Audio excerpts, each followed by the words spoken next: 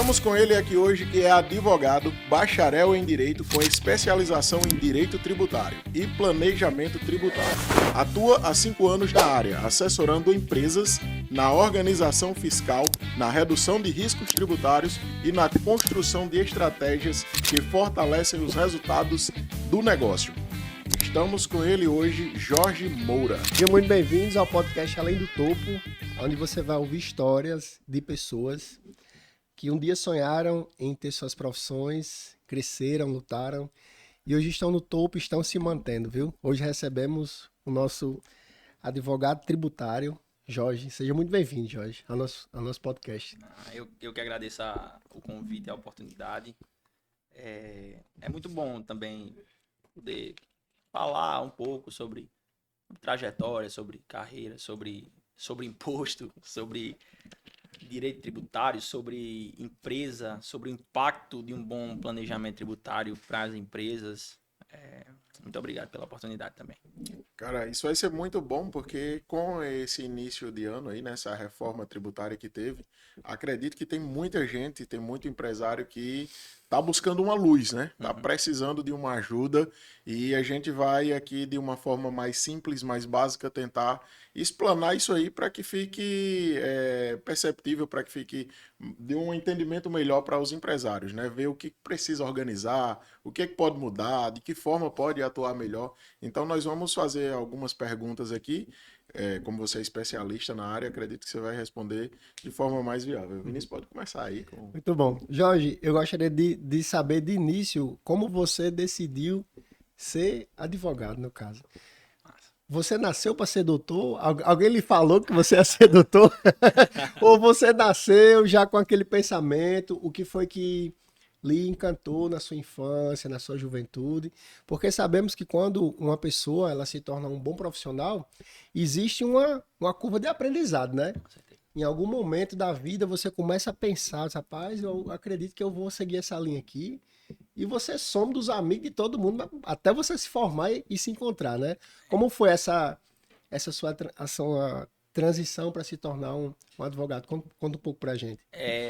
Assim, eu acho que eu nunca pensei, assim, desde que eu me recordo, assim, da adolescência, início da adolescência em diante, eu acho que eu nunca pensei em ser outra coisa, sabe?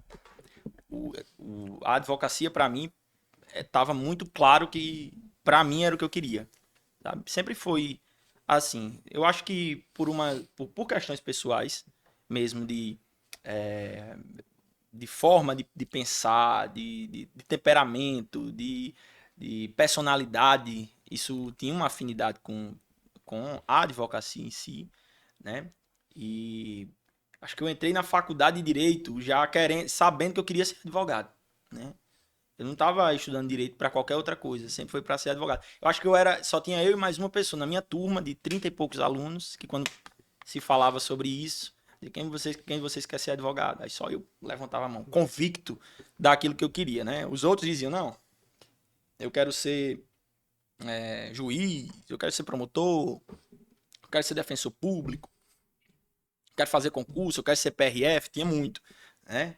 Mas advogado que diziam mesmo, convictos que queriam ser, eram poucos. Eu lembro que era eu e mais uma pessoa. Alguns outros se formaram, mas porque precisaram, né, do mercado para se estabilizar. Mas eu acho que para mim sempre foi a luta pela justiça, sempre foi para mim.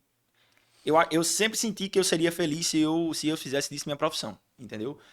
Eu dizia muito, às vezes nas questões de criança, né, adolescente com minha mãe, aí eu sempre tive uma aversão e uma raiva muito grande de injustiça. Então, injustiças me tiravam do sério de uma forma, e aí meus pais até hoje lembram de algumas histórias em que isso era possível de se identificar, quando realmente injustiça sempre me doeu profundamente, mais do que normalmente. Então, eu acho que aqui tem aquela frase clichê que o direito me escolheu. Não, o direito me escolheu, não fui eu que escolhi o direito. Eu não acredito nisso, eu acho que eu escolhi mesmo, mas, claro, com base realmente no alinhamento das minhas valências pessoais mesmo. Quando nós tivemos a nossa primeira reunião, que Nathan combinou comigo e a gente se encontrou para que a gente pudesse bater um papo um pouco sobre a sua profissão, sobre a área do direito que você escolheu, né? Eu achei muito interessante, porque você trabalhar com o direito ajudando empresas, né? Auxiliando negócios, né? Eu achei muito interessante. E o mais interessante é que o direito, ele trabalha em muitas áreas, né? Eu confesso a você que o meu primeiro contato, assim, com um advogado especialista na área, que eu parei para entender, foi muito, muito bacana para mim. Quando você sabe, rapaz, que cara inteligente, mano. Fiquei comentando com ele Sim, esse lá. comentário. Não, eu agradeço pelo elogio, mas eu me encontrei também, depois que a gente. Depois tem o primeiro passo, né? Que é passar na OAB e ser advogado. Né, graças a Deus, né? Logo na. Terminei a faculdade, prestei minha primeira OAB, deu tudo certo. Deus botou a mão ali, né? Pra que isso desse certo. E aí, logo depois disso, a gente fica assim num mar azul, sem saber exatamente o que fazer. Né? Claro, bem no iniciozinho a gente. Eu só negava direito criminal, que eu não gostava da parte criminal, nunca gostei. Mas de resto, a gente tá ali querendo resolver problema, com aquela vontade de querer resolver problema. Então não importava qual problema fosse. Mas eu me encontrei no direito tributário quando, além da aversão à injustiça, percebi que eu me encontrava num país extremamente injusto do ponto de vista tributário. É um país que tem uma das maiores cargas tributárias do mundo, né? E que, em contrapartida, a gente não vê das melhores políticas públicas do mundo. Então, se isso não for injusto, eu não entendo muito bem o que é justiça. E também por entender que o dinheiro na mão do empresário favorece mais a sociedade do que propriamente, não vou totalizar os políticos, mas na maioria dos políticos brasileiros, com certeza, né? Porque muitos criticam e demonizam o empresário, né? Mas é o empresário que gera emprego, é o empresário que gera riqueza, Com certeza. é o empresário que dá condição de mudança de classe social, né? A maioria das pessoas que a gente vê, quase que em sua totalidade, eu não conheço um que não tenha sido, mas que muda, tirando aquele pessoal que presta concurso público, por exemplo. Mas não sendo isso, todas as outras pessoas que mudaram a sua questão financeira, o seu status social, que mudaram a sua classe social, que evoluíram, né, financeiramente falando, tiveram que empreender. Né? Tiveram que empreender. Eu sou um empreendedor. Né? O meu escritório é minha empresa. Né? Literalmente minha empresa. Com CNPJ, com recolhimento de impostos, com funcionários. Né? E cada vez mais, graças a Deus. Mas o empreendedorismo, ele é a principal porta de saída da pobreza. Né? E aí, quando esse empresário sai da pobreza, constrói riqueza, dá oportunidades, aí ele é demonizado, né? E aí, vendo isso, foi que eu me interessei ainda mais por uma área que eu pudesse ajudar, por exemplo, uma empresa que é um CNPJ, mas que indiretamente eu estaria ajudando inúmeras pessoas, direto ou indiretamente. Não só o empresário, né? Não só o empresário. Mas assim, o funcionário, todas as pessoas. O efeito é cascata. É cascata, né? A A esposa do funcionário, o neto, o sobrinho. Porque ser empresário, as pessoas pensam, você é empresário. Mas o funcionário que trabalha na empresa, ele tem um salário que ele leva para casa, que ajuda a esposa, que faz feira, que paga energia, paga água, né? E que garante a segunda geração. Exatamente. Que é o cara que faz a economia, né, em casa para comprar uma moto, comprar um carro, realizar um sonho, né? Exatamente. E que encontra ali dentro daquela empresa capacidade de crescimento, né? Grande parte das empresas, claro. Eu não estou aqui para colocar um selo de santidade nos empresários. Não é isso que eu tô vindo fazer aqui. Existem empresários e empresários, Sim. obviamente. Mas todas as vezes que a gente olha na sociedade para cases de sucesso, arrastaram consigo outras pessoas também para o Com sucesso. certeza. Né? E isso muda Porque se a gente for olhar pelo efeito cascata, isso muda a vida dessa pessoa, isso muda a vida da família dessa pessoa, isso muda as próximas gerações dessa pessoa. Então, os benefícios são muito grandes e eu acredito que quanto menos o empresário pagar imposto, melhor ele vai saber aplicar essa margem de lucro melhor. Jorge, então assim, pelo que você explanou aí de forma breve, é como se o seu trabalho como advogado atuando na área de direito tributário, você pudesse ajudar empresas criando estratégias para que o empresário possa ter uma carga tributária menor, não é assim? Então você pode oferecer esse serviço de que um empresário vai conseguir, com as suas estratégias, pagar uma carga tributária menor e assim ter uma base de lucro maior, não é verdade? Assim, tem estudos apontando em relação a isso, mas também tem uma percepção própria, de achismo mesmo, mas baseado em realidades que eu vejo no meu dia a dia, né? Mas eu acredito que quase 100% das empresas brasileiras pagam mais impostos do que deveriam. Ou pagam errado os impostos, entendeu? E se está pagando errado, esse dinheiro está saindo da margem de lucro do empresário. Com certeza. Né? Ele está deixando de lucrar menos porque está pagando mais imposto. Com certeza. Qualquer 0,01 de diferença vai impactar lá na última linha, no lucro líquido da empresa.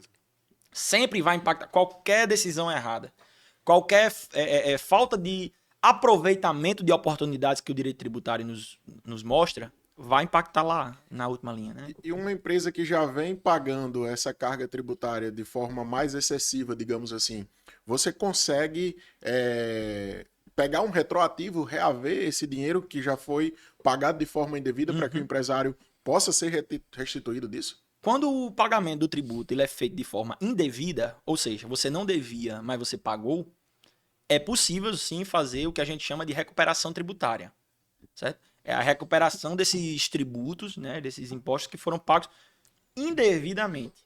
Então pode ter aí já muita empresa que já pagou muito imposto e tem muito dinheiro aí para receber de volta, né? Quase que 100%. Quase que 100%. Quase Só que precisando de uma assessoria jurídica dessa para conseguir reaver esse dinheiro. Isso é Claro, muito bom. Tem empresas que conseguem uma otimização do ponto de vista de recolhimento de tributos e que conseguem reduzir essa carga tributária. Existem. Só que essas empresas são minoria. A maioria das empresas são aquelas empresas que se faz um levantamento, se vê quanto foi o faturamento, qual a incidência do imposto, qual a alíquota que o governo está dizendo para cobrar, né?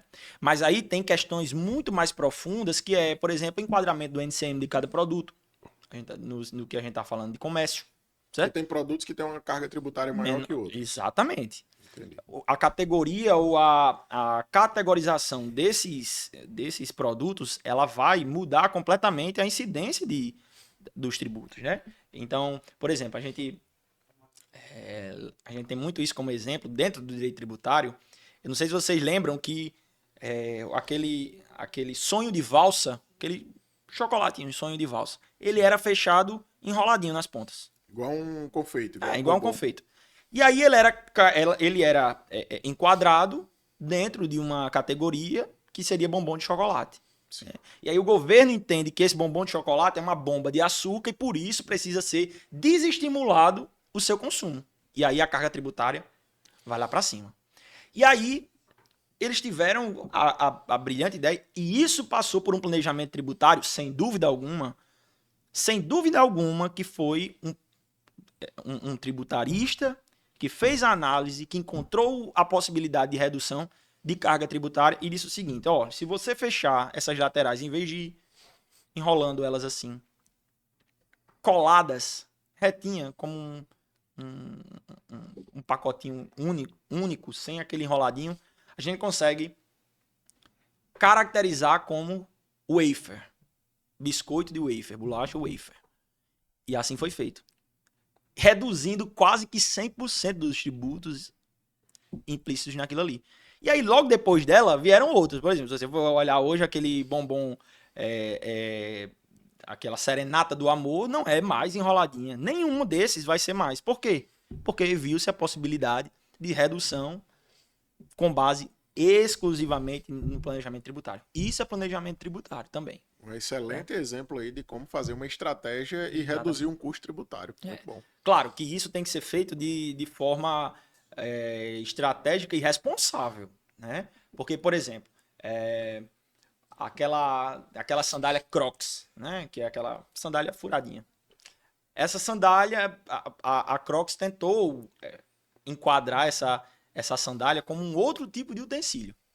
E aí o CARF, né? Que é a entidade máxima, quando a gente vai falar administrativamente de tributo, entendeu que não se enquadraria. E aí, todo o período que a empresa recolheu a menor achando que estava adequado, precisou recolher depois, muito mais, inclusive com multas, pelo não recolhimento correto daqueles tributos. Então, não é só pensar estratégias, entende? É fazer mesmo com responsabilidade, porque um erro pode custar mais caro do que o que se está economizando. O que eu acho interessante é que o empreendedor ou empresário, como as pessoas quiserem chamar uma pessoa com esses fins, né? Ele começa a crescer nas braçadas, né? A empresa, na força, desvontade, na garra, a empresa vai crescendo, vai se multiplicando, contratando contratando funcionários, mas chega a um ponto que, pelo que eu estou entendendo, que se não houver um planejamento com um bom advogado, a empresa ela vai chegar uma hora que vai começar a pagar mais impostos do que o que deveria, né? Assim, eu gostaria de saber, doutor, como o empresário consegue fazer um bom planejamento. O que é uma visita sua a uma empresa e quais informações que o empresário precisa entender, aprender, né? Para que ele não vá cair na malha fina ou partir para pagar mais impostos, né? O pagamento de impostos é a principal, sem dúvida, é o principal calo no pé do empresário, né? Todo empresário precisa e tem obrigatoriamente que lidar com esse calo. A não ser que você vá embora do Brasil, aqui no Brasil não tem para onde fugir. Na verdade, em nenhum país, né? Mas em se tratando de Brasil, a gente identifica nas empresas, sempre quando a gente vai fazer um planejamento tributário para determinada empresa, a gente vai identificar principalmente dentro da operação. Primeiro é importante entender a operação, né? Se a gente vai para uma empresa de sal, por exemplo, que a gente atende algumas, se a gente vai para uma empresa de sal, a gente vai entender como é toda a cadeia de produção, toda a cadeia de venda, de estruturação, para a gente entender aonde vai estar possivelmente o erro na classificação, na tributação, no recolhimento. Então, a gente precisa primeiro entender a máquina daquela empresa, como ela funciona internamente, profundamente, para poder começar a identificar, os gargalos, aonde está sendo errado, aonde está indo imposto de forma equivocada e aonde pode-se economizar, aonde pode-se baixar a carga tributária. Sempre o objetivo é reduzir a carga tributária, né? Sempre o objetivo é reduzir a carga tributária. 100% das vezes. E isso passa por uma análise bem aprofundada, né? Toda empresa precisa de um planejamento tributário. Absolutamente toda. Da microempresa a gigantes sociedades anônimas, as multinacionais, todas precisam de um planejamento tributário. Por quê? O planejamento tributário é que vai definir tudo. E precisa desde sua gênese, desde o início. Porque é no início que você define como é que vai ser. É no início que você vai entender se a sua empresa é melhor estar no Simples Nacional, no lucro presumido, no lucro real, né? É aí que vai começar. E aí tudo isso muda. O cenário de um é completamente cenário de outro, cenário de outro, né? A empresa que está no Simples Nacional, eu vou estar no Simples Nacional porque pela facilidade, vai ser uma DAS só, uma guia apenas para pagamento daqueles tributos. Mas muitas vezes, estar no Simples Nacional é pior do que estar nos outros regimes tributários. Ainda que o Simples seja mais simples mesmo, que o próprio nome diz, né? Mais fácil de lidar, até mesmo para contabilidade, mas muitas vezes não é a melhor. Não é a melhor. Não há acreditamento, por exemplo, no Simples Nacional, que as outras você se permite fazer, né? O creditamento, por exemplo, de quem está no lucro real. E todas os insumos necessários para girar a máquina da empresa, eles podem ser creditados. Então, se eu estou falando de uma empresa de sal, ela precisa comprar sacaria, que é para poder armazenar o sal e vender. Pronto. Isso aqui é necessidade da operação. Sem isso, a operação não acontece. Então, os impostos pagos em relação a isso daqui são abatidos. Isso a gente falando de lucro real. Né? Existem também outros tipos de creditamento, por exemplo, no lucro presumido. E aí, a análise de qual seria melhor para a realidade daquela empresa começa no início. Começa antes de se formar, obviamente, a empresa. Antes de criar o CNPJ, antes de assinar o contrato social. Tudo isso tem que ser pensado. Então, o planejamento tributário ele começa daí. E ele vai até, né, o final da empresa, que não deve ser, né? E partindo desse pressuposto que você falou, de que toda empresa precisa de um planejamento tributário, como é que funciona hoje? Eu sei que toda empresa ela tem um setor contábil, ela tem um contador que representa, um contador e um auxiliar. E esse planejamento tributário, ele é feito pela contabilidade ou necessariamente ele precisa ser feito por um advogado tributarista? Não, o setor contábil de uma empresa, eu costumo dizer que é o coração. Certo? Uma boa contabilidade, ela tanto leva a empresa para o céu, como uma má contabilidade leva a empresa para o inferno. Para a morte mesmo, para o fim das empresas. Né? Mas o planejamento tributário, ele pode ser feito do ponto de vista contábil, né? pelo contador, pela equipe contábil daquela empresa, mas o planejamento tributário do ponto de vista de jurídico especificamente, aí ele passa realmente pelo advogado tributarista.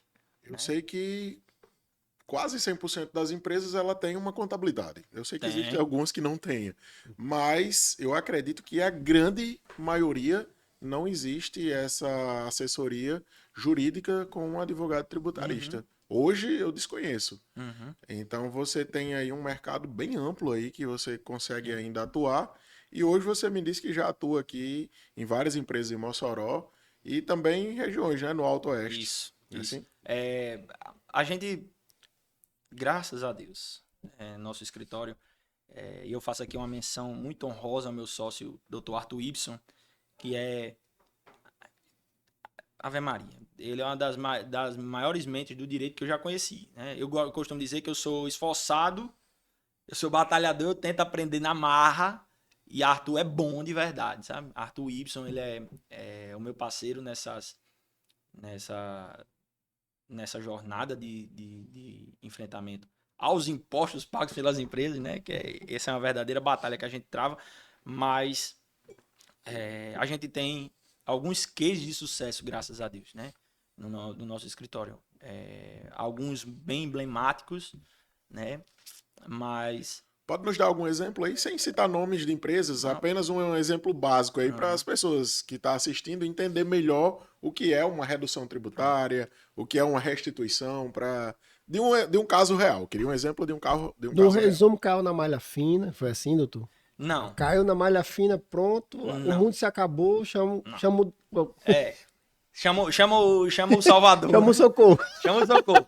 Não. Mais ou menos isso, não? Não, alguns sim. Alguns sim, né? Porque a gente também atua nesse que a gente chama de contencioso, que é quando a empresa está lá com a execução fiscal batendo na porta. Chegou o oficial de justiça, opa, tá aqui a notificação da justiça, você vai ter agora que pagar esse débito aqui em tantos dias, sob pena de penhora de todos os seus bens, de busca de imóveis, veículos, dinheiro em conta e tudo mais. Isso aí a gente também atua e alguns dos cases de sucesso foram nesse sentido, mas eu gosto sempre de levantar a questão do planejamento em si, sabe? Porque o planejamento, ele evita que isso venha a acontecer. Doutor, o planejamento é anual? Não. Não? Planejamento é contínuo. Contínuo, né? É Mês a contínuo. mês. É contínuo. Nós fazemos o planejamento e o acompanhamento, por exemplo, de empresas, né? E aí, entrando nessa questão de um exemplo, de um case de sucesso, uma empresa nos procurou para que a gente prestasse assessoria jurídica e aí tributária, né? E cuidasse da parte tributária de forma contínua, né? Nos contratou e nós começamos a analisar internamente aonde estavam os possíveis erros, né? E tudo mais. E aí nós entendemos que aquela empresa estava no regime errado. Ela estava no regime de tributação errada. Ela já era uma empresa consolidada, uma empresa de um ramo de transporte, por exemplo. E aí estava numa qualificação errada. Ela não era para estar no Simples Nacional. Né? Ela estava no Simples Nacional achando que estava pagando menos impostos, mas quando na verdade ela está no lucro presumido, para ela seria melhor. Ela iria pagar menos impostos ainda. Inclusive, e aí a gente percebeu essa possibilidade de uma desoneração da folha de pagamento. Porque aí, o que é que ele fazia lá com os funcionários? Ele sempre pagava auxílio alimentação. Só que ele contabilizava a folha salarial com esse auxílio alimentação. Só que a lei permite que esse auxílio alimentação ele venha a abater nos impostos pagos em cima da folha de pagamento. Entende? Então ele meio que se credita desse valor pago a título de auxílio alimentação, porque o CARF já entendeu que se tratava de uma bonificação, ou se tratava de uma verba indenizatória, porque aquele funcionário passou algumas horas sem comer e tal. E aí, com isso, conseguia desonerar a folha de pagamento de uma forma que ele iria pagar menos impostos. Né? Essa foi uma das vezes que a gente... E uma das primeiras vezes que a gente viu o planejamento tributário fazendo tanta diferença, né, na vida de uma empresa. Outro agora, e esse é bem recente, emblemático demais e com uma diferença gigantesca. Nós prestamos assessoria para uma empresa que faz importação, né, de produtos. E aí, quando a gente estava fazendo a questão do planejamento tributário, nós entendemos o seguinte, que se essa empresa se estabelecesse lá em Santa Catarina, essa mesma empresa, que é possível fazer lá em Santa Catarina, importasse por lá e distribuísse por lá, a carga tributária dele do Estado, só por essa mudança de Estado. Por quê? Alguns estados do Brasil têm incentivos fiscais, né? E para determinados setores. Por exemplo, esse de e-commerce, por exemplo, ele tem um incentivo fiscal que é dos melhores do Brasil. Somado isso ao centro logístico que é Santa Catarina. Mais precisamente Itajaí, Santa Catarina. É o maior centro logístico do Brasil. Então, a gente fez os cálculos, nós vimos quais impostos iriam incidir, aonde ele iria deixar de pagamento, onde ele iria deixar de pagar até, como conseguir algumas isenções e como conseguir essa redução. E aí, só com esse planejamento tributário, nós conseguimos reduzir a carga tributária de 32% para 17,9%. Isso aí a gente está falando aí de 15%, né? A gente está falando de 15% lá na última linha. 15% do faturamento, faturamento. Que reverte diretamente de imposto para lucro. Para lucro líquido. Para lucro líquido. Né? Então, esse foi mais uma das possibilidades que a gente teve de ver o impacto que de um planejamento tributário, uma assessoria tributária faz na vida de uma empresa. Né? Baixar de 32% para 17,9%, 18%, é uma redução muito significativa. Né? E ainda mais porque a gente viu uma possibilidade de ajuste para ele deixar de vender B2C para B2B, né? Só para empresa ou para pessoa física. E aí, de uma forma, tudo planejamento tributário dentro do que é possível dentro da legislação. Veja, a pior coisa para um advogado tributário, eu acho que é ele ser aventureiro demais. Entendeu?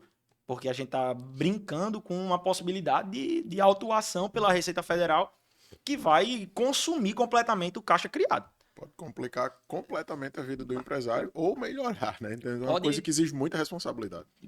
A gente tá vendo, a gente vê na prática a possibilidade de morrer uma empresa, É, né? uma empresa. E aí essa responsabilidade nas nossas mãos de com a maior serenidade, com o maior pé no chão, né? Ver as possibilidades, mas sem ser aventureiro demais, Sim, né? perfeito. Porque a pessoa que nessa área que vai ser aventureiro demais, ela tá brincando com um risco muito grande da empresa nem mesmo suportar essas questões. Um outro case interessante de um caso que a gente atuou de uma empresa é do seguinte: o STF constantemente lança temas, certo? O que são esses temas? É quando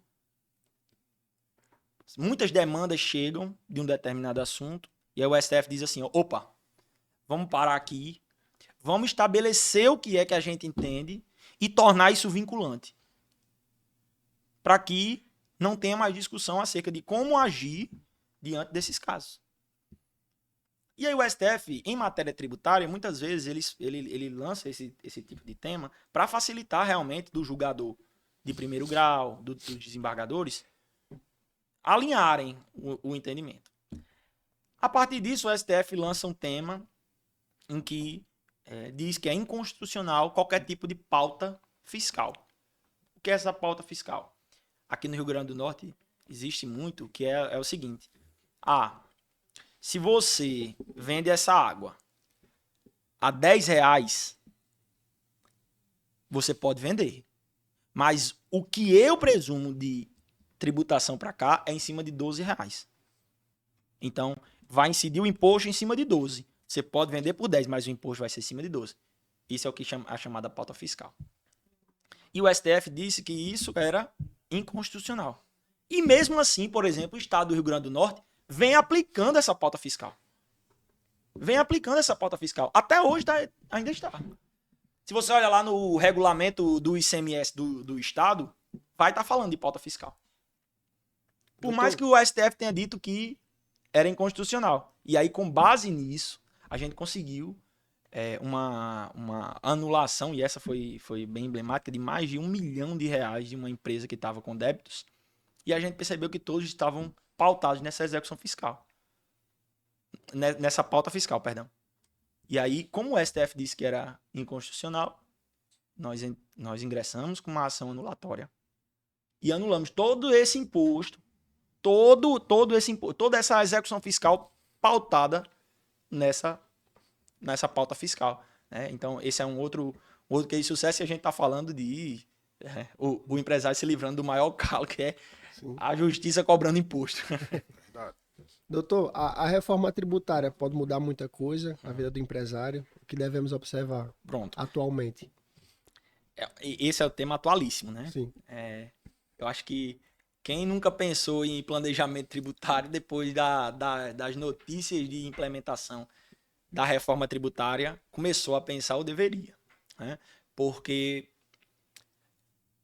a reforma tributária veio para mudar completamente tudo que a gente entende, tudo que a gente sabia, toda a forma de manuseio do imposto sobre o consumo, né?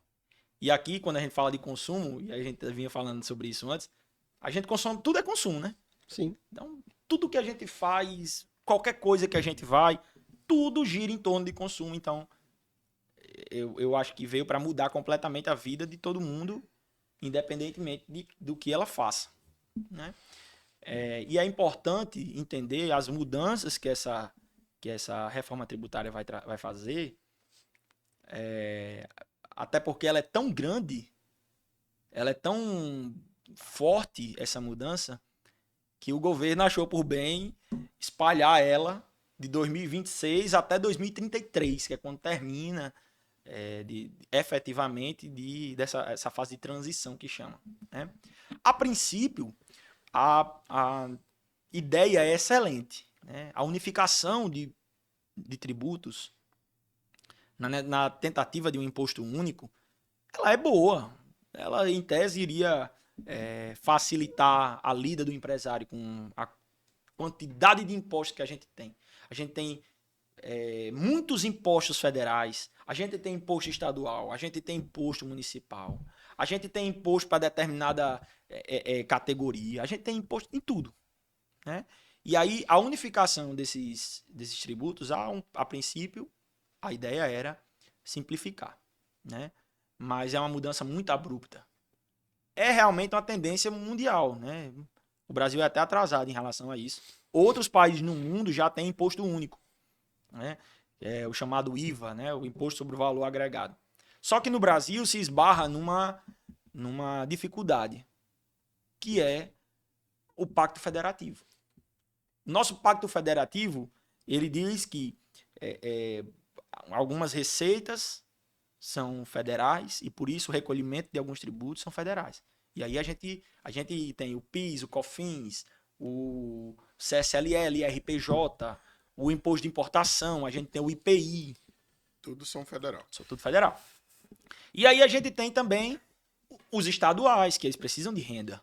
E aí tudo isso estabelecido no Pacto Federativo. Aí a gente tem o ICMS, por exemplo. A gente tem o ITCD, por exemplo, que é o Imposto de Transmissão, imposto de transmissão e doação, né? E o causa-morte, né? Que é o ITCMD. A gente tem, por exemplo, o IPVA, né? Tudo isso muito imposto, né, cara? é muito imposto.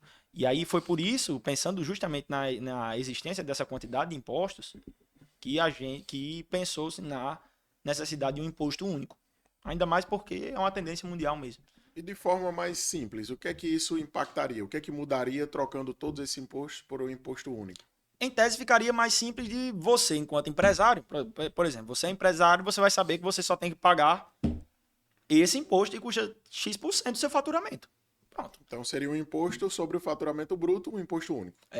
Isso funciona? Não, em tese aqui no Brasil não funciona, justamente porque esbarra nessa questão do Pacto Federativo. E o que é que vai ser feito em relação a isso? Aí, o que foi feito?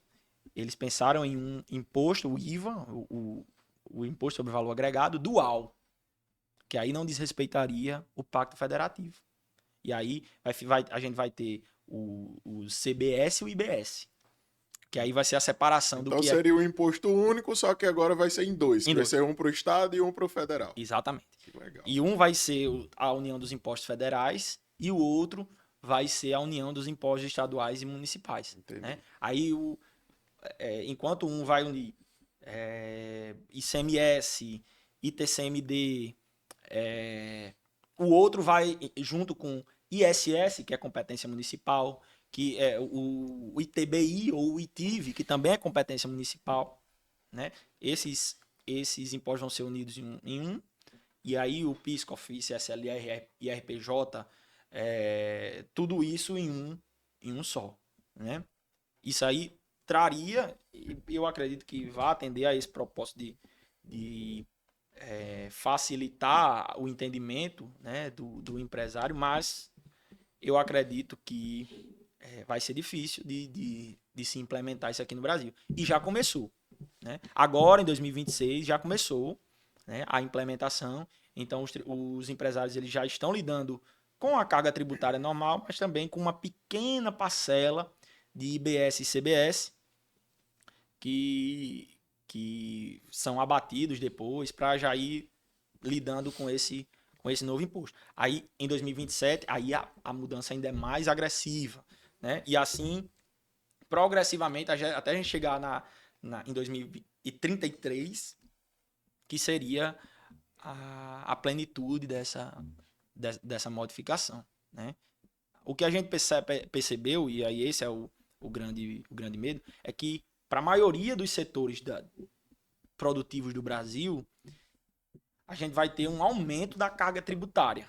Né? O que seria, só para simplificar, a gente vai ter um aumento de uma carga tributária. Mas aí também surgem outras grandes oportunidades de se fazer planejamento tributário. Né? Junto com a instauração do IBS e CBS, também trouxe, a mesma emenda constitucional trouxe aqueles produtos, na verdade a lei que regulamentou, né, a lei que veio regulamentar a emenda constitucional que permitiu, veio dar algumas possibilidades. Por exemplo, todo mundo aqui consome sal. né? Em casa, todo mundo tem sal. Todo mundo consome sal. Aquele sal, para consumo humano, ele é interpretado, ele entrou numa lista, né, que é de tributação zero. Então, a gente vai ter algumas oportunidades em cima, por exemplo, de tributação em cima do sal. Aí que vem a questão do planejamento tributário. Porque, a depender do NCM que aquele sal está classificado, incide ou não essa redução tributária. Então, existe o sal grosso, por exemplo. Sal grosso para consumo animal. Ou sal moído para consumo animal. Esse NCM, ele não iria incidir essa redução tributária. Mas sim, por exemplo, no NCM que vai para sal de cozinha, o sal grosso para consumo humano, para churrasco. Então, esse é mais um exemplo de que cada vez mais se precisa realmente desse planejamento tributário agora com essa reforma tributária. Doutor, empresas digitais pagam menos impostos do que empresas tradicionais? Sim. Pagam? Depende do ramo digitalmente que a gente está falando. Por exemplo, se é uma empresa que faz infoproduto, por exemplo, Sim. Né? Você tem um curso, você lança um livro, um e-book, né? Você lança um livro digital. Eu tenho um e-book. Pronto. A tributação é menor. A tributação é menor. Por quê? Porque o governo entende que precisa ser estimulado o consumo de conhecimento. Sim. Então, um infoproduto, por exemplo, um livro digital que se compra na internet, a gente pode ter uma redução significativa de tributação, né? Em contrapartida a isso, a gente vai para outros tipos de produtos que vão ter, na verdade, aumentada aquela tributação para desestimular o consumo. Aceita, doutor? Ah, eu quero mais um pouquinho, viu? Tá muito bom mesmo. Tá bom. Obrigado. E aí, o governo fica mexendo para lá e para cá, o que é mais... O que é melhor de se consumir, e aí por isso eu devo incentivar, e do que é pior de se consumir, por isso eu devo demonizar, entendeu? Aí é meio contraditório, né? Por exemplo, agora, depois da reforma tributária, o açúcar, que está lá na lista de alimentos necessários de tributação reduzida, não está sendo demonizado. Porém, o chocolate, por ser doce... Que é só açúcar. Aí ele tem uma tributação aumentada, que é para desestimular o consumo. Então, é o açúcar que é para ser desestimulado ou é meramente o chocolate, é o cacau, entendeu? Esse tipo de confusão é que a gente não consegue entender, mas com o passar do tempo, essas coisas vão sendo balizadas, né? Até mesmo por decisões judiciais, que vem algumas decisões judiciais que vão se tornando jurisprudência naquele sentido e vão acalmando os ânimos. Doutor, o sistema tributário, ele é confuso ou é uma estratégia para que o brasileiro... Sabemos que temos um problema na educação do país, né? Para que ele possa se perder nessa informação, porque eu confesso a você, é uma enxurrada de informação isso aqui, viu? Eu vou ver o podcast, viu? Umas 2 ou 3 vezes, porque a gente vai pegando, né? Vai entendendo, aprendendo também, com né? certeza. Todos nós aqui estamos aprendendo de fato, né? Com certeza. Mas assim, qual é a sua visão? Ele realmente é complexo de se entender? É complexo demais. Complexo, né? O sistema tributário brasileiro é um dos mais complexos do mundo, né? Agora, eu acredito que essa complexidade, ela se dá de uma necessidade do governo de cada vez arrecadar mais, né?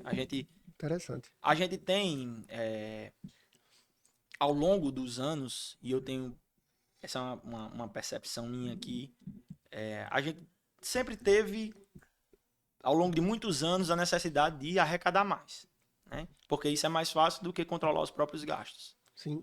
Então, a necessidade arrecadatória sempre criava um novo imposto. Entendi. E assim foi ao longo do tempo, né?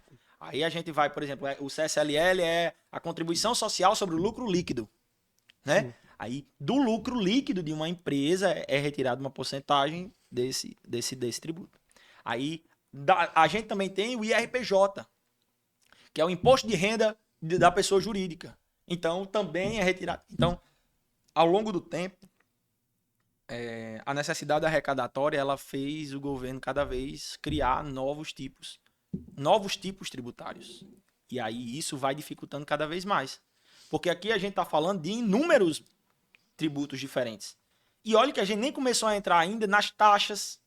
Por exemplo, quem vai importar. Quem vai importar, ele vai ter que lidar não só com os impostos que a gente está falando aqui, mas ele vai ter que arcar.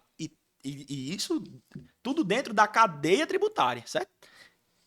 Taxa alfandegária. Ele vai ter que lidar com o efeito cascata dessa taxa alfandegária, o imposto de importação, o ICMS de entrada no Estado, entendeu? Para você trazer um produto, você vai importar qualquer coisa. Você vai trazer um produto para dentro do Estado. Só para ele cruzar a fronteira do Estado, sair do porto e entrar no Estado, ele precisa pagar um ICMS ao Estado. Você precisa pagar o tributo ao Estado. Para dizer assim, ó, eu estou entrando com isso daqui. Isso não me gerou renda nenhuma ainda. Mas você já tem que pagar. Já tem que pagar o ICMS. Entendeu? E esse ICMS, ele é calculado junto com todos os outros produtos, os outros impostos.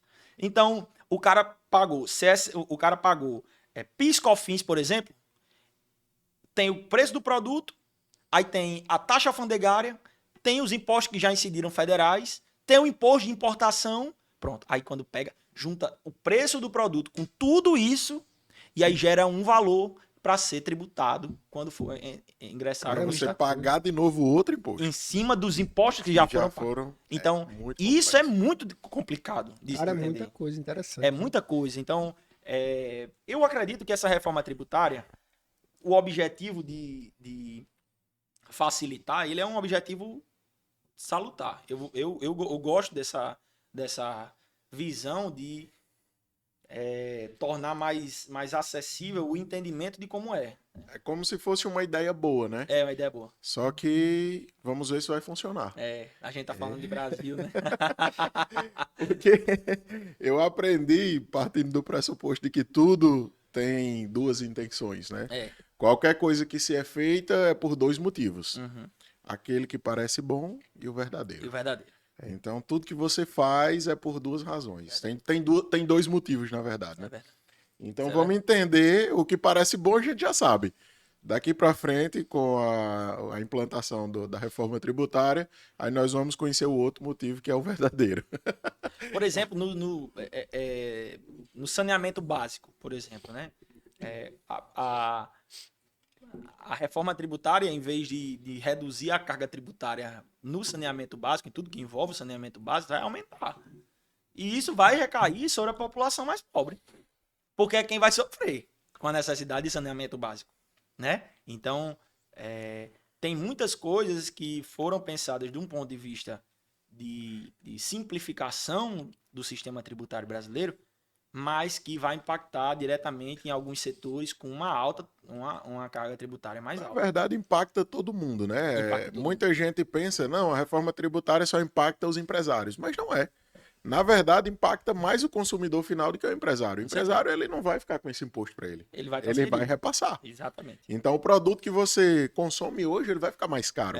Porque esse imposto vai ficar mais caro. E aí o efeito em cascata é ainda maior. Maior. Porque aí a gente os preços dos produtos eles precisam aumentar porque a carga tributária aumentou. A gente tem um aumento do índice inflacionário, uma necessidade de correção pela taxa de juros do Banco Central, que diminui a tomada de crédito. Então, o efeito de uma medida assim é devastador. E é por isso também a necessidade disso ser de forma gradual. Pronto, era isso que eu ia dizer. Eu acho que foi exatamente por esse motivo que eles não vão implantar de uma vez, né? Estão implantando de forma gradativa, aos poucos, porque é aquela história do sapo na água fervendo, né? Se você botar ele lá no começo, ela vai esquentando e ele nem sente.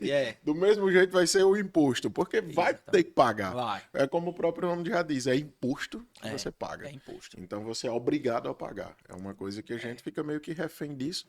Então, partindo disso aí, a melhor atitude a se tomar é criar estratégias, não para burlar isso, mas para sim criar formas de pagar menos de acordo com a lei, de acordo com estratégias pensadas e voltadas para isso. Então, o seu serviço é um serviço muito importante para muitas empresas aqui em Mossoró. Acredito que muito interessante para muita gente que precisa desse planejamento.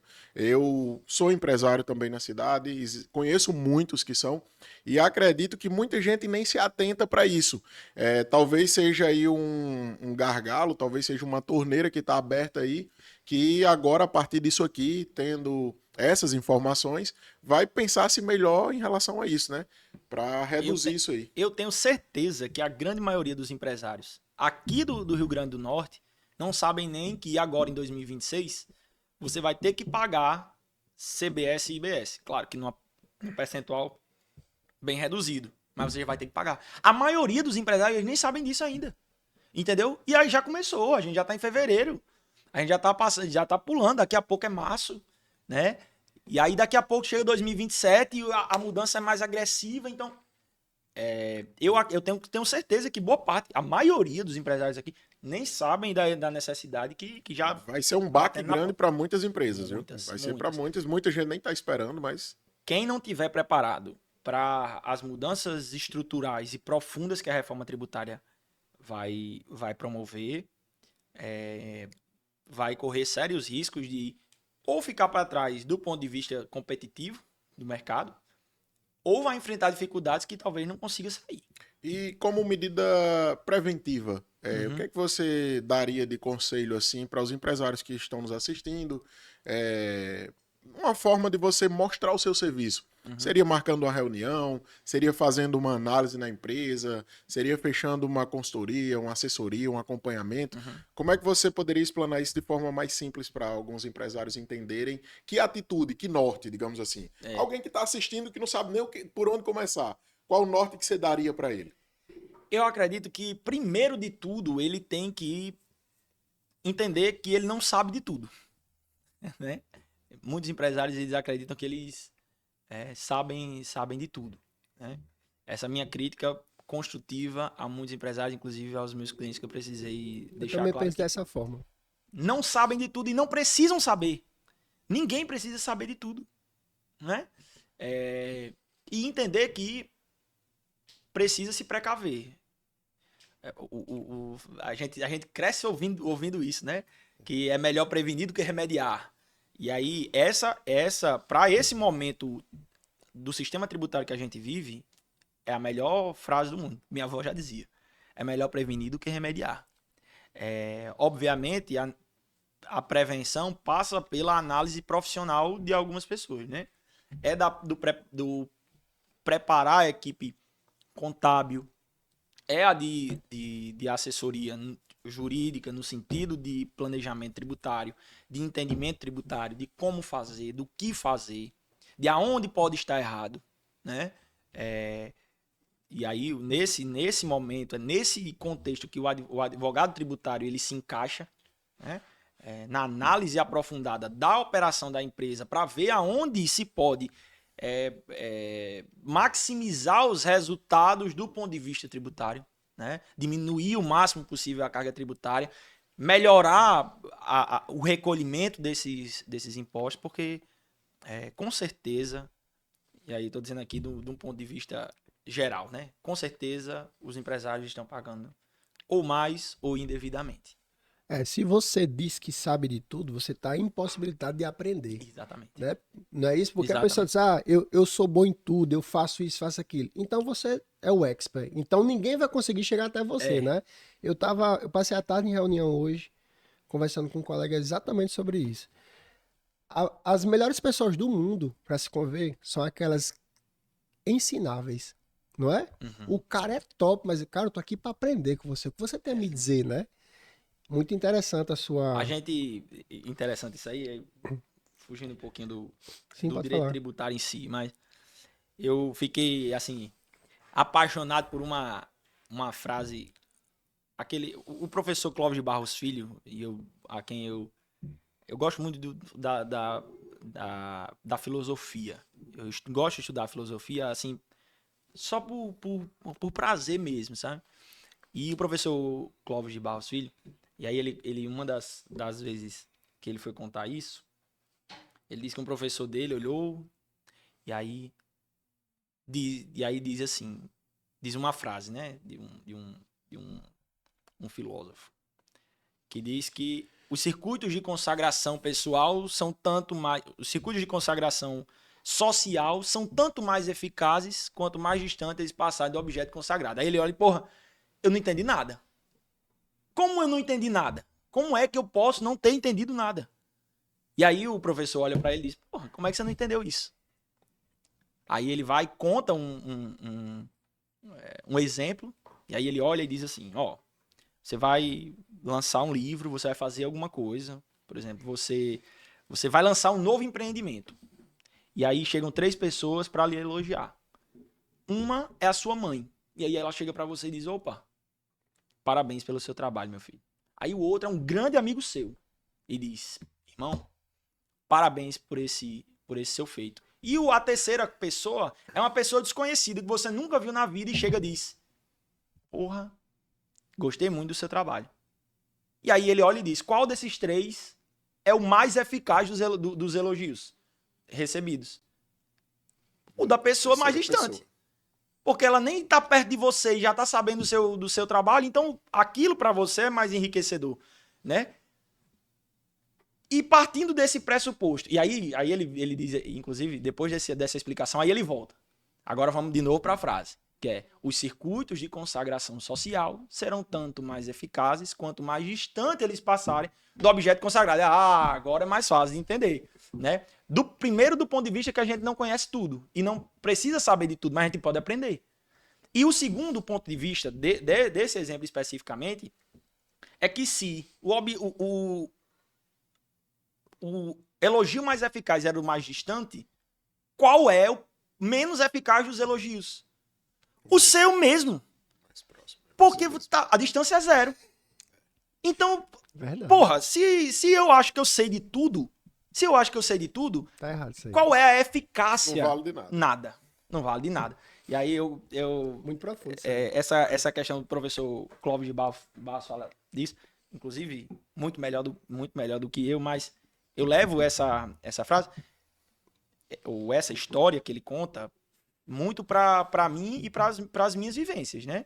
Não só do ponto de vista de entendimento, mas do ponto de vista de entender que o elogio eficaz, ou o reconhecimento eficaz, a consagração social eficaz não vai ser quando vier de mim. Então, quanto mais eu achar que eu sei de tudo, eu me convencer que eu sei de tudo, menos eficaz essa consagração social. Isso acaba também afastando as pessoas, né? Com certeza. Porque se você sabe, você vai ter que... Você acaba afastando. Em resumo, é isso, né? Doutor, muito interessante a sua área. Eu acredito que muitas pessoas têm interesse em conhecer o seu trabalho. Eu acredito. E nós gostaríamos de deixar aqui os seus contatos, como nós conseguimos encontrar você através do WhatsApp, endereço de escritório, como funciona? Hoje o meu escritório fica aqui em Mossoró, né? Eu atendo alguns dias em outras cidades também, mas o meu endereço é aqui em Mossoró. Mas eu acho que fica mais fácil de encontrar, até mesmo para conhecer um pouquinho melhor do meu trabalho, pelo meu Instagram, que é Jorge Moura ADV, de advogado. Sim. Né? Que é onde eu tenho uma interação melhor com as pessoas mais próximas, e garanto, e aqui é o meu compromisso com vocês também, é de melhorar essa passagem de informação mesmo, né? Sim. De gerar conteúdo informativo, também para que outras pessoas possam entender melhor, principalmente nesse momento tão complicado de adaptação que a gente tem do ponto de vista tributário. É um momento crítico, né? E quanto antes o empresário se antecipar a isso aí, melhor, né? E eu acho que você ficou até de me passar essa informação de qual norte o empresário deve seguir, para quem está vendo, saber que caminho trilhar, mais fácil, né? Pronto. Eu acredito que o melhor caminho seja a busca de informação com pessoas especializadas nessa área. Então, o contato com um advogado tributarista, o contato com um bom contador, né? Um contador reconhecido, que tenha resolvido questões de outras pessoas, passa por esse entendimento. de aprofundamento de conhecimento, de busca, né? O próprio governo federal tem uma cartilha no portal do governo federal sobre como vai ser a mudança Sim. nos próximos anos. Então, primeiro é buscar conhecimento. A gente está num momento piloto. 2026 é entendido como a fase piloto dessa mudança. Então, 2026 é a fase teste, piloto mesmo. Então, é a hora de aprender. É hora de aprender, é hora de se adequar, é hora de pensar. É hora de pensar se vai compensar sair do lucro do Simples Nacional e ir para o lucro presumido, por exemplo, para enfrentar essa mudança. É hora de pensar se não é melhor sair do lucro presumido e ir para o lucro real ou o contrário, entendeu? Entendi. O momento agora é de planejamento tributário. É de entender que, por mais que sua empresa esteja 10 anos, 20 anos no mercado, para o tributo, ela está nascendo agora, 2026. Para a lida com os impostos, ela está nascendo agora em 2026. Perfeito. Eu sou muito prático, vamos lá. Eu queria um exemplo agora bem prático, só para o pessoal fixar melhor aí essa questão. Eu tenho uma empresa e estou contratando você. Eu só tenho um setor contábil básico, simples, e eu queria contratar o seu serviço para a gente fazer essa assessoria, essa análise tributária. Qual seria o primeiro passo que você tomaria? Qual seria o passo a passo? E você já me disse que é um serviço que tem que ser contínuo, mas aí qual seria as primeiras medidas a serem tomadas para que os empresários possam entender o que precisa realmente ser feito? A atuação do advogado tributarista nesses casos, ela pode ser de duas formas, né? E ela geralmente é baseada nessas duas formas. Uma é do contencioso, que é a administração e defesa em processos de execução fiscal e de processos administrativos de consolidação da dívida tributária, mas também, nesse outro sentido, de assessoria tributária mesmo, entendeu? Ou assessoria jurídica de uma forma geral.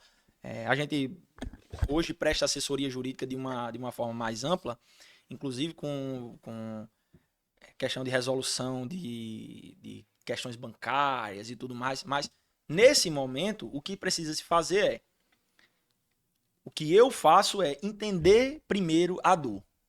Entende? Eu não tenho dor. Você tem dor. Você pode até parecer que não tem, mas tem. Todo empresário tem algum tipo de dor, tem algum tipo de calo que está apertando mais que o normal. Então, entender a dor passa também por conhecer a máquina.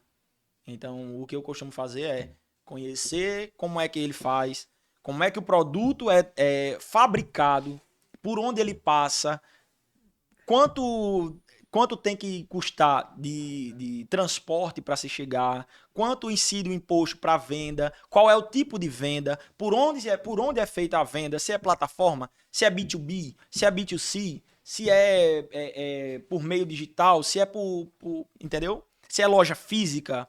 Qual é o tipo de produto que é oferecido ou vendido.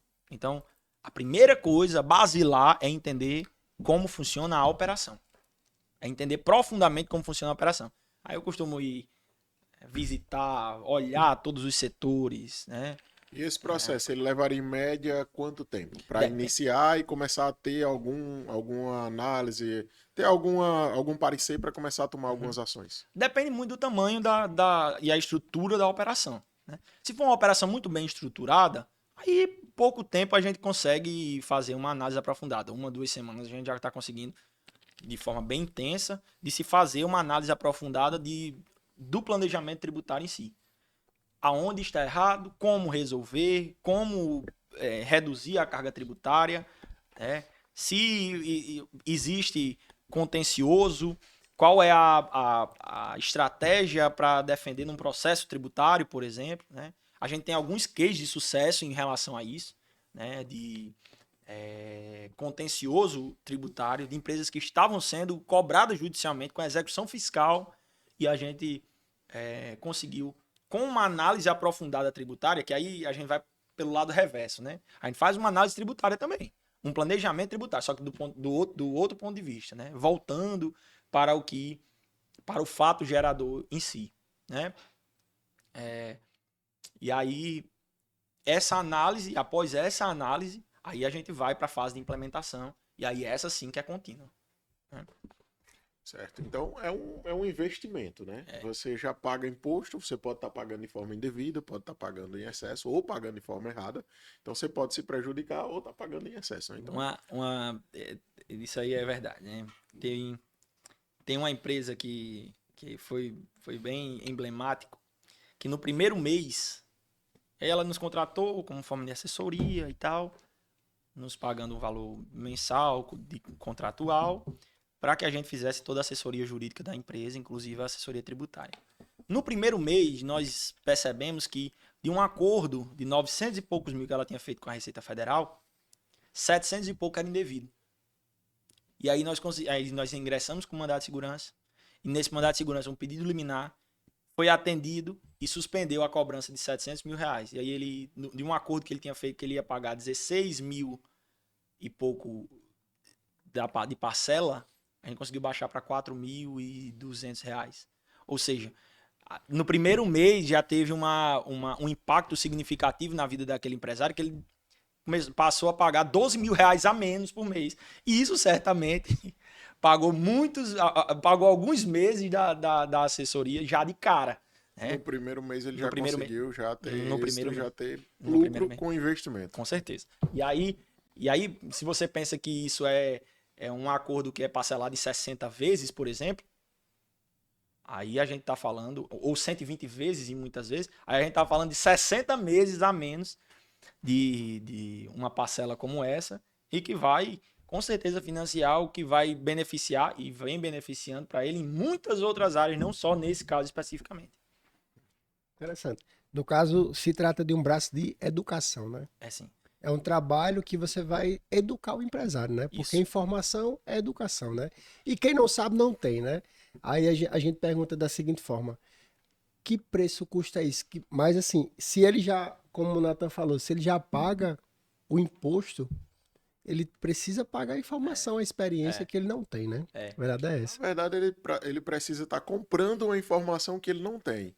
Aquela frase bem conhecida, né? Aquilo que você ainda não tem é pelo que você ainda não sabe. Então, se você está pagando a mais ou você está deixando de reaver um valor que você já pagou indevido, é só porque você não tem a informação necessária. E quem tem, tá aqui, né?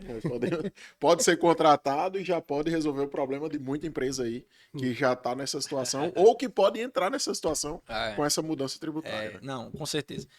Eu me coloco sempre à disposição das pessoas, principalmente das pessoas jurídicas em relação a isso, mas também entender que tem outros bons nomes do direito tributário aqui no Brasil, aqui em Mossoró, aqui na região, aqui no estado, né? Existem outros bons nomes. Então, o importante realmente é buscar o conhecimento em si e o auxílio técnico, né? Porque por mais que a pessoa vá buscar conhecimento, o empresário, por exemplo, vai buscar conhecimento, o contador vai buscar conhecimento, o advogado vai buscar conhecimento, mas existem aquele lado mais técnico da coisa que se alinha um pouco com experiência. Né? Faz 5 anos que eu lido com isso. E já vi muita coisa. De tudo um pouco dessa lida com o imposto, a gente já viu muita coisa mesmo. De coisa errada, das piores coisas, as coisas mais promissoras. Né?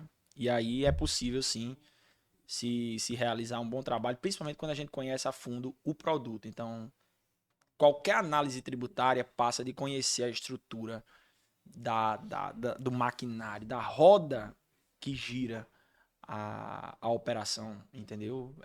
Eu acho que isso é um diferencial do ponto de vista de planejamento tributário. Quando se conhece a fundo quantas pessoas são necessárias para esse setor, quantas pessoas são necessárias para fazer esse pequeno pedaço desse produto, quantas pessoas quantos setores são envolvidos, quantos dias demora para isso, quanto de custo tem mensal, qual o CPA desse produto, né?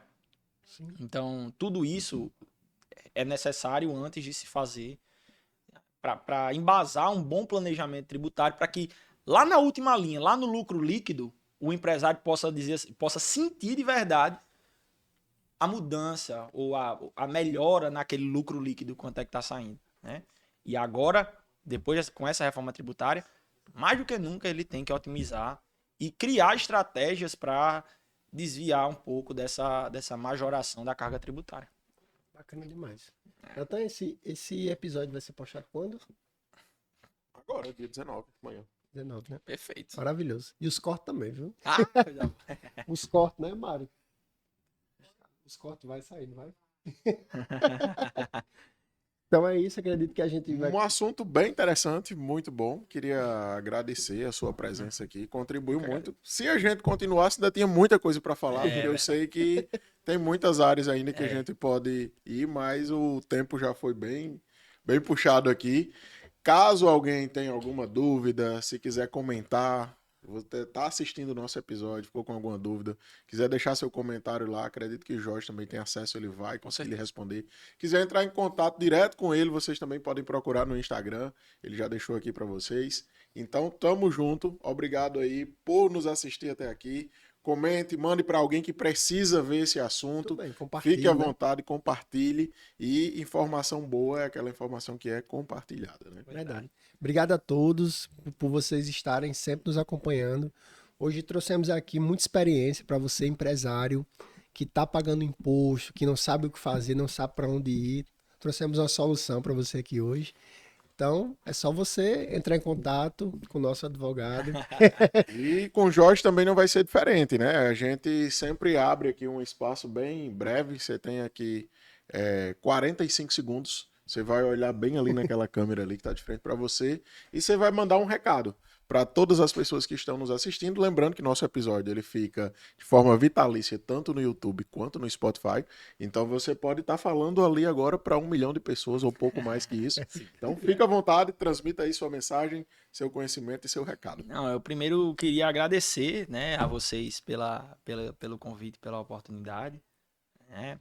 E o que eu queria dizer é, na verdade, que o governo já tenta tirar demais de nós em impostos e devolve pouco. Então, nisso de tirar toda a vida querer tirar mais, nós temos oportunidade e meios legais de se fazer uma redução nessa fome insaciável, né,